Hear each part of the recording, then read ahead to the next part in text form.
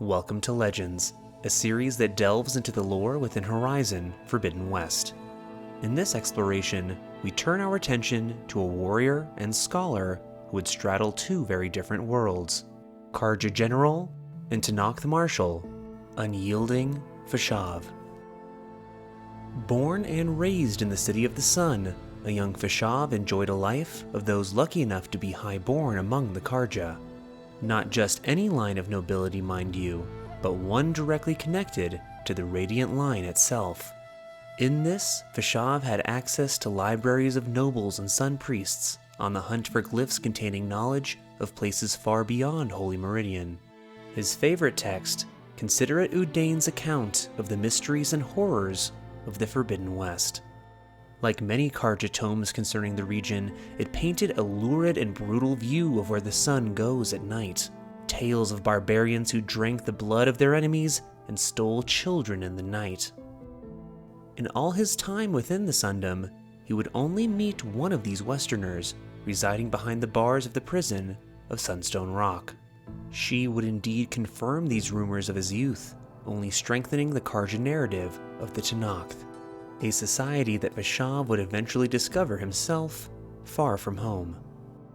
Within Meridian, the increasing threat and aggression of the once docile machines left all looking for answers. As with many things, the Carja would turn to the Sun Faith.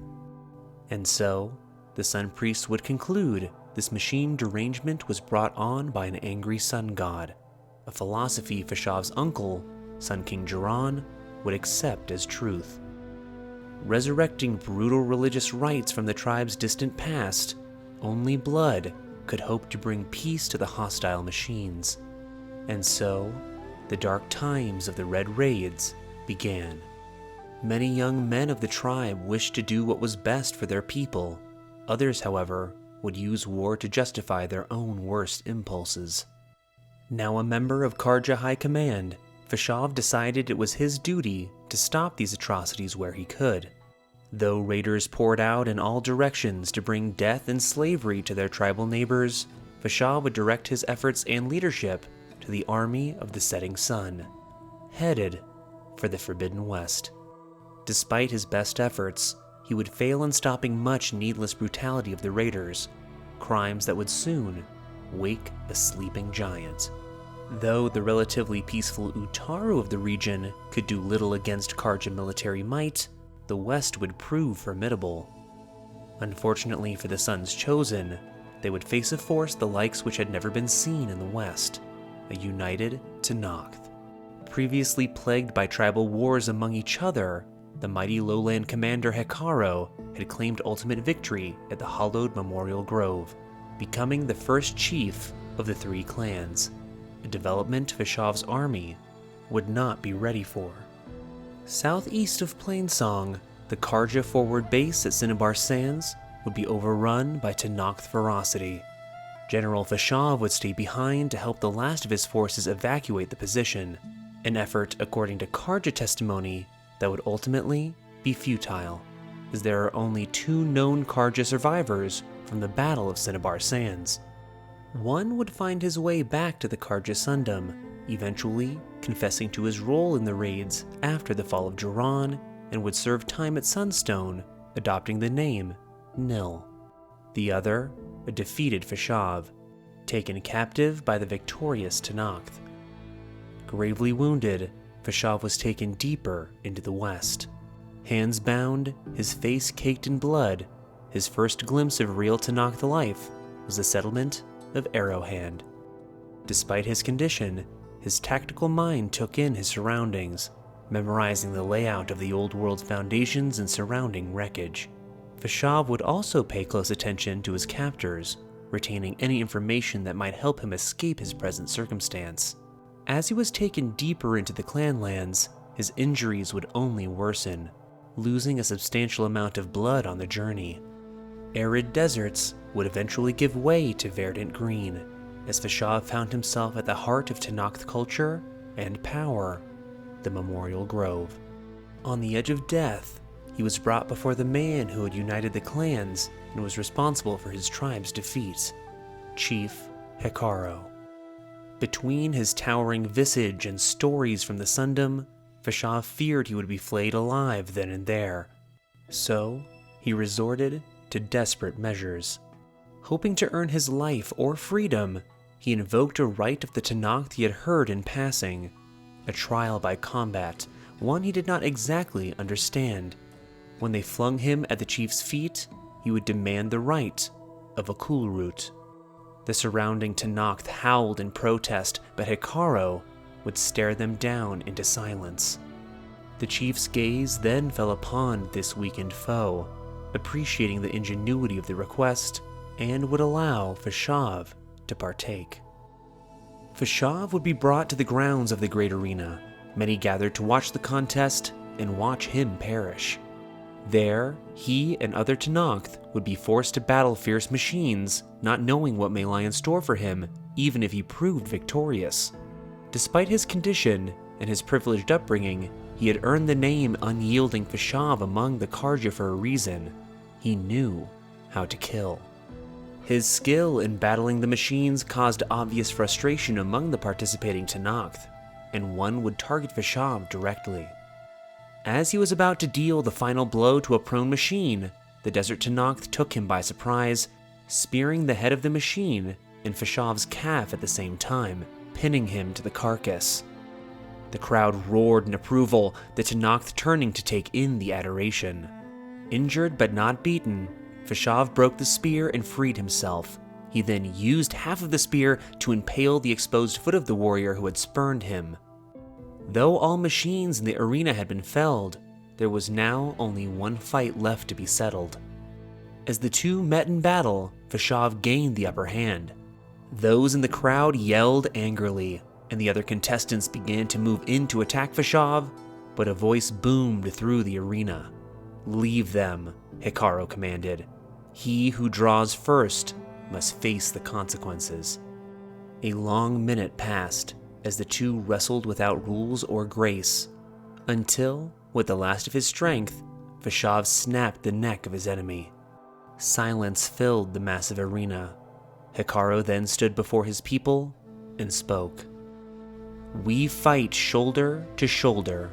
We do not stab our fellow soldiers in the back. We must look our enemies in the eye as one."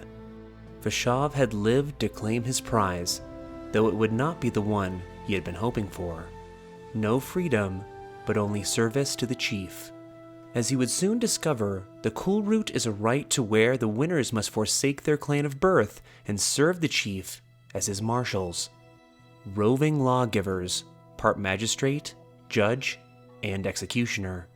A title that to the Tenakth refers to a protective spirit of the ancient past, one Hekarro would see firsthand in his visions of the grove. And so, as honor demanded, a general of the Carja Sundom would become a marshal of the Tenakth. The start of a journey that would see an Easterner understand the masters of the Forbidden West like none before him. Despite being granted this title by the chief himself, many who held great disdain for the Carja, even after the Tenakth had swept them from their lands, would not accept him willingly. The most fearsome of which was Hekarro's greatest marshal, Regala. She had looked down upon him with utter disgust when he was given his new rank, a sentiment that would never diminish.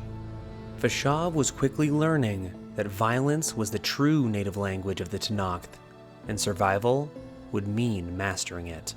He would indeed bring many who wished to challenge him to their knees, but despite this hostility, Fashav saw no inclination of the brutality he learned of as a child. No cannibalism, blood drinking, or stealing children from their homes. Instead, the wise chaplain, Decay, would explain that these acts, though based in truth, were no longer permitted and taken wildly out of context. Upon Hekarro's ascension, he had outlawed such ways of the clan's past, but in this, the acts were not sinister as the Carja believed them to be. Tasting the blood of a fallen foe was a means to honor their martial deeds, while orphaned children from the clan wars would be taken from their conquered settlements as a mercy to be raised as equals in their new clan.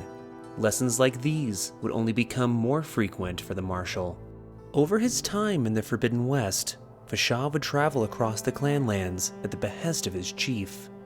Though they were one tribe, he would soon understand just how diverse and unique each clan was from one another, and just how delicate the peace between them was. A dream Hekaro would need his marshals to work tirelessly to preserve. His first assignment would see him return to Arrowhand, a true turning of the tables, as he was no longer a prisoner, but sent to pass judgment himself. A dispute between two hot-headed men of the clan, boiling down to an issue of risk over reward. Garuda, wishing to hunt deadlier machines in order to obtain more valuable parts for trade, meaning greater provisions for the clan, while Draka felt the risk was needless, as many hunters were already heavily injured facing the machines they were hunting at present. Here, Fashav would deliver his first verdict, siding with Draka, more supplies being redundant if those who would benefit would already be dead. Despite his decree, Fashav felt Garuda would most likely not take the word of a Carja to heart, an instinct that would prove more correct than not. As intelligent and adaptable as Fashav was, there are some things only time and experience can teach you residing in the Forbidden West. Don't swim in the waters around Saltbite, expect hospitality from Commander Tekote, and never underestimate Regala. Over Fashav's years as a marshal, the tension between the two would never cease. They, along with their escorts, almost drew blades at the desert capital of Scalding Spear, as the two had been dispatched to settle the same dispute. Regala's judgment would be the one to resolve matters, as her law often involved extreme punishment for those who could not come to terms on their own. At one meeting among the marshals, she would openly call Fashav's loyalty to the Tenakth into question. Fashav would refute her sentiments, citing his service to Hekaro, stating, "What more proof do you need?" Grinning, Regala knew exactly what he might do. His honor on the line, Fashav would travel deep into the jungles to attempt a deadly challenge. An ancient trial of the Lowland clan, surviving 10 days and nights in the Valley of the Fallen. A feat that had claimed many lives of native lowlanders hoping to earn the respect of their fellow Tenakth.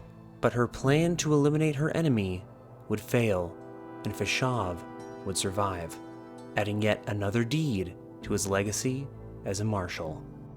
He would continue to travel the clan lands, learning the ways of the Tenakth, distributing poignant judgments.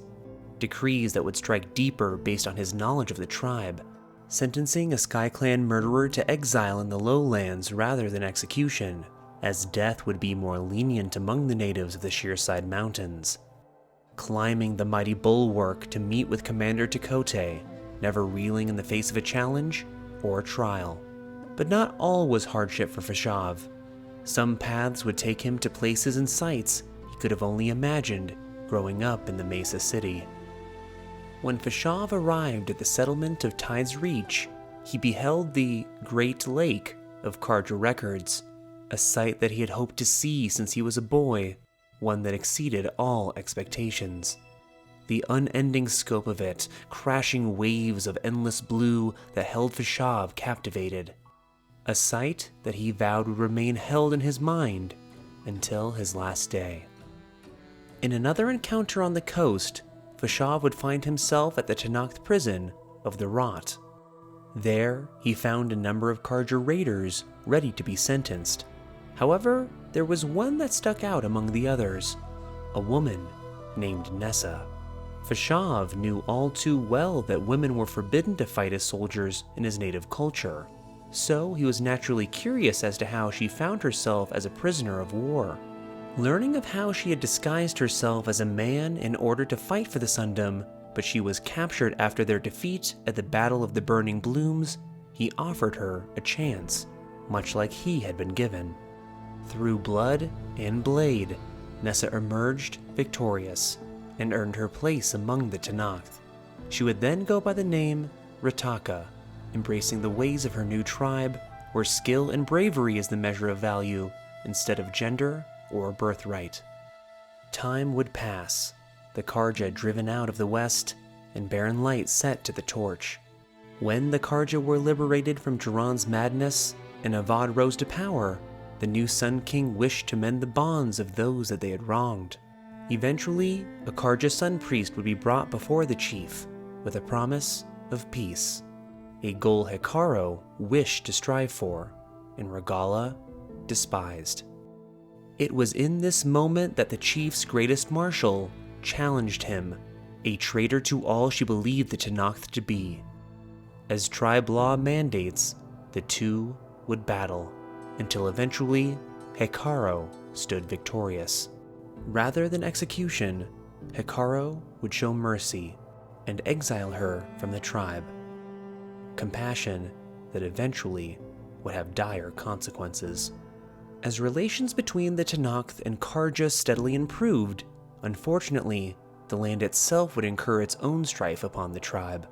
Storms and floods that would sweep away entire settlements, and a blight that poisoned all it would come into contact with. One place hit harder than most was Hekarro's former home of Thornmarsh, a problem Fashav was dispatched to investigate. There, Fashav found crimson waters, an affliction the lowlanders would dub blood choke. There, Commander Ateka could only watch as the waters of her home slowly poisoned her people. Fashav promised to report back to the chief, but for the first time as a marshal, was at a complete loss as to what might be done to save the lowland capital. With the problems facing the tribe, it was more important than ever that the Tenakth and Carja work towards a lasting peace, a mandate Fashav was uniquely qualified for. Thus, Hekarro gave his marshal leave in hopes of being his voice and a voice for his people in the City of the Sun. And so, Fashav would make the journey to Barren Light, an embassy that would see him return to his homeland and grant the Carja a true picture of those in the West. When the day came, the embassy was delayed due to political posturing from Sky Clan leadership. Both sides stood ready to partake once they were to arrive, but none were permitted to approach until the Tenakth horns were sounded, a standard upheld through all previous embassies between the two tribes, a standard that would be broken upon the approach of the savior of Meridian. Her appearance would put the Tenakth marshals on edge, as this was a break in custom. Despite her insistence that she was not a Carja representative, it would be Fashav who would confirm that she was indeed no Carja. Noting her as Nora, Fashav put two and two together, as word had reached as far as the west as to what had occurred at the Battle of the Elite. Believing in the importance of her mission, Fashav granted a blessing that would allow her passage through the region, but her departure had to wait until the embassy's business had concluded, a mission that was cut short. Just as studious Wadis commenced the opening statements of the embassy, a familiar foe appeared on the ridge overlooking the meeting. There, the disgraced former marshal, Regalla, made her intentions known. She called out to Fashav and the marshals in attendance for conspiring with the enemy, accomplices to the traitor Hekarro, and sentenced them to death. Alone, the other Tenakth felt little threat from the exile until she revealed her newfound power. Along with fellow defectors, she now wielded the power of overridden machines and rained fire upon her enemies. Tenakth fell, and the Carja found themselves facing rebel lancers atop bristlebacks. One by one, they fell. Fashav fought bravely, felling man and machine alike, until he was run through by a rebel lance, only steps away from the western edge of the Sundom. The conflict would eventually end when Aloy would face Gruda, Regalla's champion, in single combat, and defeated him, a feat that would earn her and Varl their lives. With victory claimed over her rivals and her hated enemy, Regalla took her leave, ready to take the fight to the capital. When all was said and done, Fashav's body was recovered and taken by the Carja. Fashav was to be carried back to Meridian, and being a cousin of the Sun King, accorded with official rights and buried with honor. A life cut short, full of promise and drive to build a better future for both of his peoples. His passing would deeply sadden Chief Hekarro, losing a true friend and ally in his efforts for peace among former enemies. Though Fashav would perish before he could fulfill his wish to usher in meaningful change, his experience in the West is a true example of what might be possible if strangers, even adversaries, can seek to better understand one another. A legacy of honor, respect, and dignity. In the words of Carja Officer Luan, no soldier could ask for more.